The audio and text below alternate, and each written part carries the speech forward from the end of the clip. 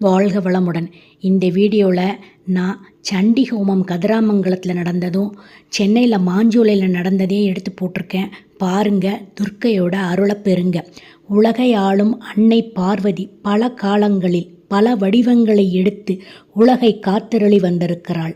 அதில் அரக்கர்களை வதம் செய்ய அன்னை எடுத்த வடிவம் துர்காதேவி வடிவமாகும்.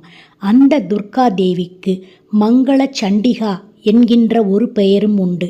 துர்க்கையின் அருளை பெறுவதற்காக நடத்தப்படுகின்ற ஒரு ஹோமம்தான் சண்டி ஹோமம் எனப்படும். சண்டி ஹோமம் பல வருடங்களாக வேதியர்களால் அற்புதமாக நடத்தப்பட்டு வருகிறது. இந்த சண்டி ஹோம பூஜையில் கலந்து கொள்வதால் நாம் பல நன்மைகளை அடையலாம்.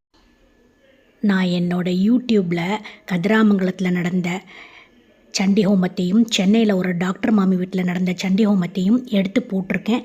நீங்கள் எல்லாம் பாருங்கள்.